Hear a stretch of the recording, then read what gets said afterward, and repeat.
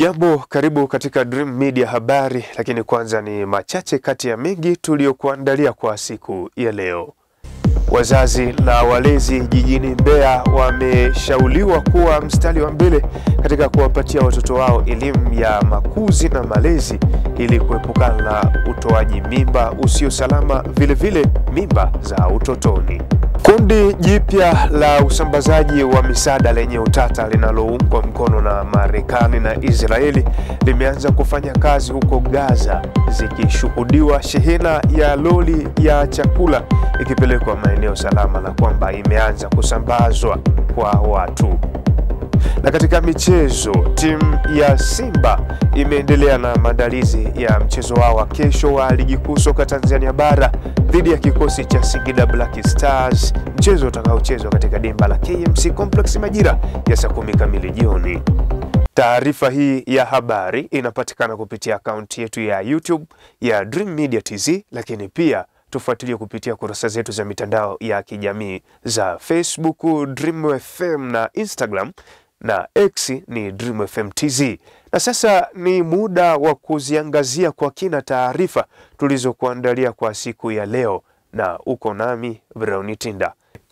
Wazazi na walezi jijini Mbeya wameshauriwa kuwa mstari wa mbele katika kuwapatia watoto wao elimu ya makuzi na malezi ili kuepukana na utoaji wa mimba usio salama, vile mimba za utotoni. Akizungumza na Dream Media habari, mtoa huduma za afya kutoka halmashauri ya jiji na mratibu msaidizi wa huduma za afya ya mama na mtoto amesema kutokana na kukua kwa sayansi na teknolojia, upo wajibu wa wazazi pamoja kwa kushirikiana na watoa huduma za afya kumwelimisha mtoto ili awe salama. Zaidi, taarifa hii inasimuliwa na Resta Falis. Utoaji wa mimba usio salama huhusisha hatua zozote anazochukua mama mjamzito kusitisha ujauzito wake unaofanywa na mtu asiye na ujuzi sahihi au katika eneo lisilo na huduma sahihi za afya. Ujauzito ni baraka pale tu mtu anapoupata, lakini baraka hiyo imegeuka kuwa karaha kwa baadhi ya watu ambao wamekuwa wakichukua hatua ya kutoa ujauzito ambao si salama kwao. Imeelezwa kuwa serikali kupitia sera za wizara hazimpi mtu uhalali wa kutoa ujauzito, kwani kwa kufanya hivyo ni kosa kisheria.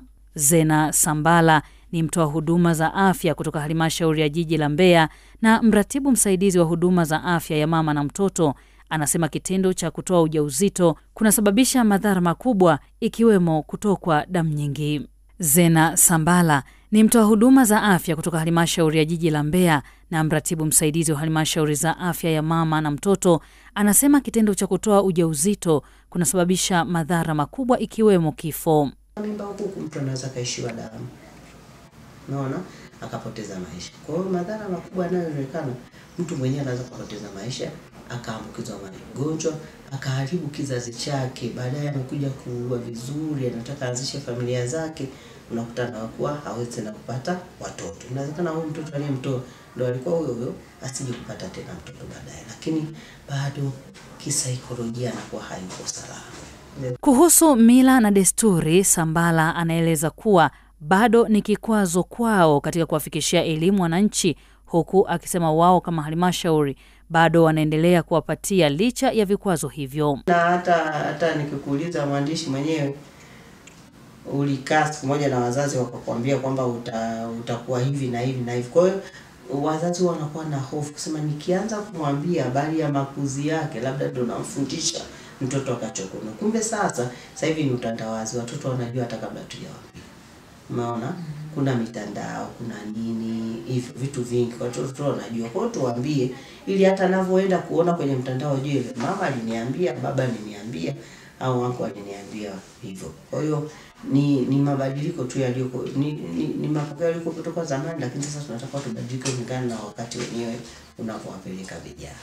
Jana bungeni jijini Dodoma, akitoa kauli kwa niaba ya waziri wa katiba na sheria katika kipindi cha maswali na majibu, naibu waziri wa ardhi Godfrey Pinda alisema kutoa mimba au kusaidia kutoa mimba ni kosa la jinai. Hata hivyo, wataalamu wa afya wanasema utoaji wa mimba usio salama unaweza kusababisha kuvuja damu nyingi kuliko kawaida. Resta Faris, Dream Media. Shukrani sana Alesta Faris kwa taarifa hiyo. Wizara ya Maendeleo ya Jamii, Jinsia, Wanawake na Makundi Maalum imeliomba bunge kuidhinisha jumla ya shilingi bilioni 76 kwa mwaka wa fedha 2025-2026. Fedha hizo zimeombwa bungeni jijini Dodoma na Waziri wa Maendeleo ya Jamii, Jinsia, Wanawake na Makundi Maalum Daktari Dorothy Gwajima wakati wa uwasilishwaji wa bajeti ya wizara hiyo. Na katika bajeti hiyo kwa mwaka wa 2025-2026, wizara inakadiria kutumia shilingi bilioni 49 kwa ajili ya matumizi ya kawaida na bilioni 22 zikiwa ni kwa ajili ya mishahara ya watumishi.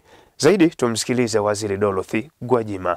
Katika mwaka 2025-26, wizara imekadiria kukusanya kiasi cha shilingi bilioni 7 na milioni 40 na laki 129 kutoka katika vyanzo mbalimbali kama ilivyoainishwa kwenye aya ya 185.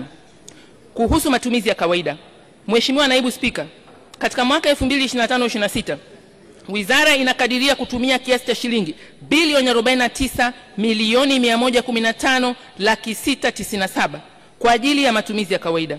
Kati ya fedha hizo, shilingi bilioni 26 milioni 469 laki 549 ni kwa ajili ya matumizi mengineyo na shilingi bilioni 22 milioni 646 laki 148 ni kwa ajili ya mishahara ya watumishi. Mkuu wa mkoa wa Mbeya, Daktari Juma Homera, ameomba wataalamu wa afya kwa kusaidiana na madaktari bingwa kutatua changamoto ya matatizo ya mfumo wa mkojo ambayo imekuwa ikiwasumbua wanaume wengi kwa sasa, kwa kutoa elimu sahihi ya kujikinga dhidi ya matatizo hayo. Taarifa hii inaletwa kwako na Claudilius. Mkuu huyo wa mkoa wa Mbeya amesema madaktari hao watatoa huduma katika halmashauri zote 7 za mkoa wa Mbeya na kila hospitali ya halmashauri itatoa madaktari bingwa 6 na muuguzi mmoja. Kupitia programu hii ya madaktari wa Mama Samia, tumeona wananchi wengi wamepata huduma za afya ambao wengine ilikuwa ni ngumu kupata huduma hizo. Kwa mfano, kuna magonjwa hapa, magonjwa ambayo daktari bingwa ubobezi wa watoto na watoto wachanga. Maeneo mengine inashindikana kabisa kupata hizi huduma. Lakini hata ukienda kwa mfumo wa mkojo, asilimia kubwa sasa hivi hasa wanaume tuna changamoto kubwa kwenye mfumo wa mkojo. Sasa mimi nadhani na sisi kama serikali sasa katika mkoa wetu tuanze kutoa elimu kwa jamii kwamba ukiona dalili hizi basi nenda kamwone daktari. Kwa sababu ziko changamoto ambazo unakuta kwamba ukienda mara unaenda mkojo unatoka kidogo kidogo, mara sio unafanya, unajua hapo sasa hiyo ni dalili ipi?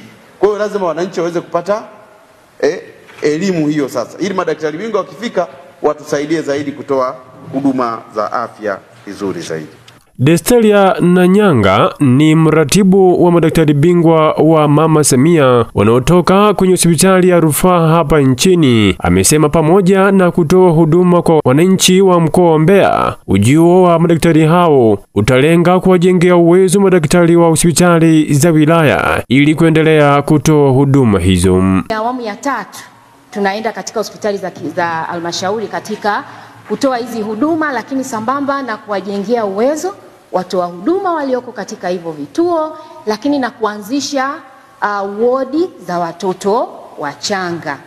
Kwa hiyo Mheshimiwa Mkuu wa Mkoa, mimi niungane kabisa na uongozi wa mkoa wa Mbeya katika kuhamasisha wananchi kusogea katika hospitali za halmashauri ya wilaya zilizoko katika wilaya zao zote 7 katika mkoa wa Mbeya, wahakikisha wanapata huduma hizi kutoka kwa wataalamu wetu waliotoka katika hospitali za rufaa za mikoa. Huduma za matibabu zitakazotolewa kulingana na ubobevu wa madaktari hao ni matibabu ya magonjwa ya wanawake na ukunga, magonjwa ya watoto na watoto wachanga, upasuaji au mfumo wa mkojo, magonjwa ya ndani na usingizi, kinywa na meno, na matibabu ya pua, koo na masikio.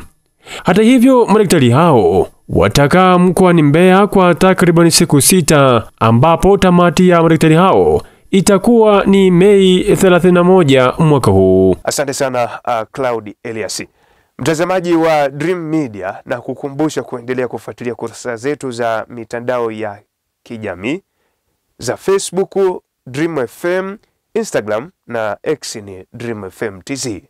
Na sasa tuziangazie taarifa za mataifa mbalimbali kama zinavyoletwa kwako na Resta Fares. Shirika la kutetea haki za binadamu la Amnesty International limesema kuwa kundi la waasi wa M23 limewaua, kuwatesa na kuwashikilia baadhi ya mateka, huku wakiwaweka katika mazingira ya kinyama kwenye maeneo ya kizuizini kwenye eneo la Goma na Bukavu, mashariki mwa Jamhuri ya Kidemokrasia ya Kongo.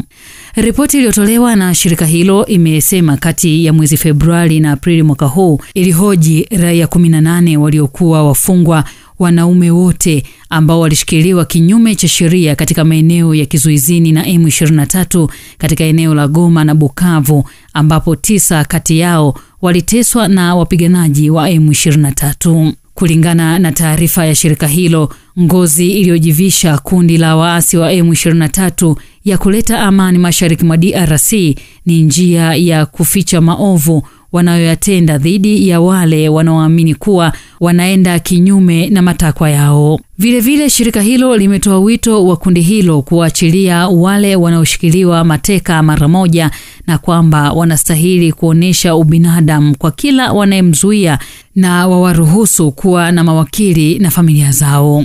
Kwingineko, imeelezwa kuwa kundi jipya la usambazaji wa misaada lenye utata linaloungwa mkono na Marekani na Israel limeanza kufanya kazi katika eneo la ukanda wa Gaza, huku kukishuhudiwa shehena ya lori ya chakula ikipelekwa kwenye maeneo salama na kwamba imeanza kusambazwa kwa watu.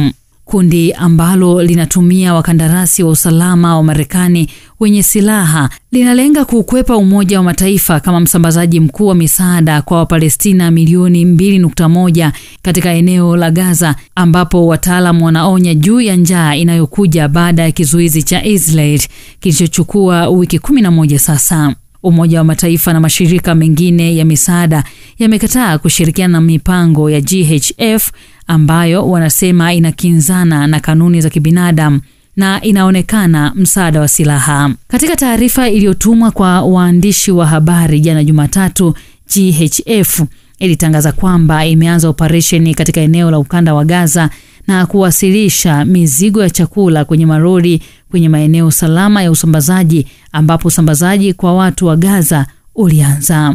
Naam, mtazamaji, huyo ni Lester Fares kwa habari mbalimbali za kimataifa. Na kwa sasa tuziangazie taarifa za michezo.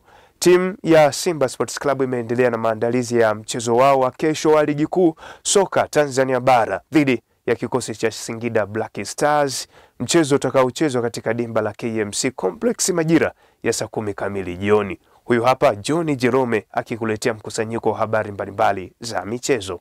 Baada ya kukosa ubingwa wa kombe la shirikisho barani Afrika, timu ya Simba inaendelea na maandalizi ya mchezo wao wa kesho wa Ligi Kuu Tanzania Bara dhidi ya Singida Black Stars, mchezo utakaochezwa katika dimba la KMC Complex majira ya saa 10 jioni, huku ikiwa ni muendelezo wa Ligi Kuu Tanzania Bara. Kimataifa, ligi kuu nchini Saudi Arabia imetamatika siku ya jana, huku bingwa wa ligi hiyo ikiwa ni timu ya Al Ittihad na nyota wa timu ya taifa ya Ureno na timu ya Al Nassr Cristiano Ronaldo kuibuka mfungaji bora wa ligi hiyo wa mwaka 2025. Asante sana Johnny Jerome katika taarifa hizo za michezo. Na kabla ya kuhitimisha Dream habari, ni kukumbushe tena machache kati ya mengi tuliokuwa nayo kwa siku hii ya leo. Wazazi na walezi jijini Mbeya wameshauriwa kuwa mstari wa mbele katika kuwapatia watoto wao elimu ya makuzi na malezi ili kuepukana na utoaji mimba usio salama, vile mimba za utotoni.